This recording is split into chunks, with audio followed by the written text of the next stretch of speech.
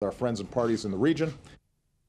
Well, joining us now is Knesset member Rabbi Dov Lipman from the Yesh Atid, here to speak about the situation. Rabbi Lipman, in your opinion, are we closer now to a ceasefire or to a ground offensive? I honestly can't tell you which direction we're closer. I can tell you that on a government level, there's an absolute commitment to restore quiet to the south. And it's difficult sometimes on the outside. You're speculating what will happen, which direction. We really have to rely on the security cabinet, sitting with the military leadership and all the intelligence necessary to be able to make the right decision. And that's what we have to wait for.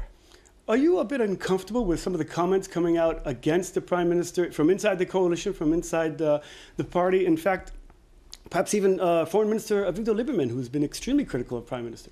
I think it's inappropriate while we're especially in the middle of a battle and trying to restore quiet and safety to the citizens of Israel for ministers to be speaking out against the government. There is a security cabinet where everyone can raise their opinions. From our party, Minister Yair Lapid is there, and I have no doubt that he's vocal and expresses his thoughts about the issue and how to restore quiet. But once a decision is made, at that point, I think it's the responsibility of all of us to rally around those decisions. And it's important to make note of the fact that criticism actually serves the purposes, in my opinion, of Hamas, and it sort of arms them with a feeling of there's uncertainty in Israel in terms of the direction. We are clear, we are sure, we're here to restore quiet. If necessary, there will be a ground invasion. If the ceasefire makes use of that purpose, then we'll go that direction. But there has to be a unified message coming out of Israel. Well, you were down in the south, and you had the soldiers. Are they ready for a ground invasion? The soldiers, we have remarkable soldiers. I was there on Sunday on the border. I'm going back tomorrow to meet with them. They are so committed to whatever they're commanded to do, but if they are asked to go in a ground invasion, they are completely ready, and the citizens of Israel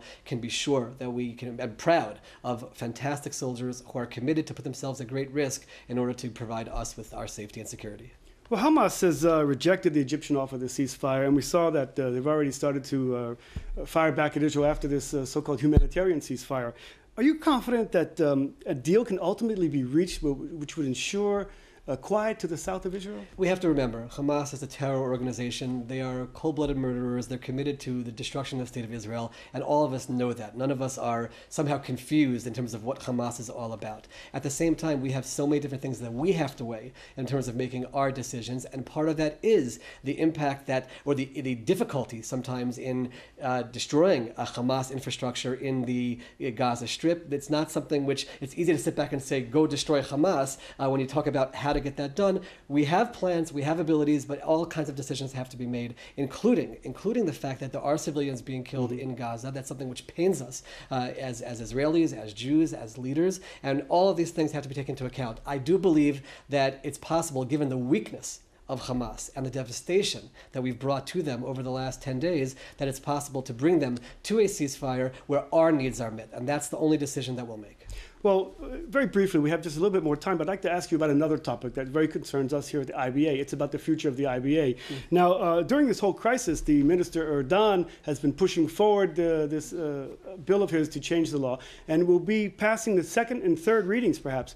Where do you stand on this bill, and what does it mean for the IBA in English? I do think it is important to move forward with a restructuring of the Israel Broadcasting Authority, and I've actually spoke to many people even within the infrastructure here, and people agree that a restructuring could be necessary. I met with the minister and with many other important elements of this decision, and I can say with absolute confidence to all of your viewers that English programming will continue. It's not a question of getting rid of everything that's here and it won't exist. They understand the importance of it, and there's complete confidence that that will continue. Well, that's good news. Thank you, Rabbi Dov Lipman from Yesh Atid, for joining us today. Thank you so much.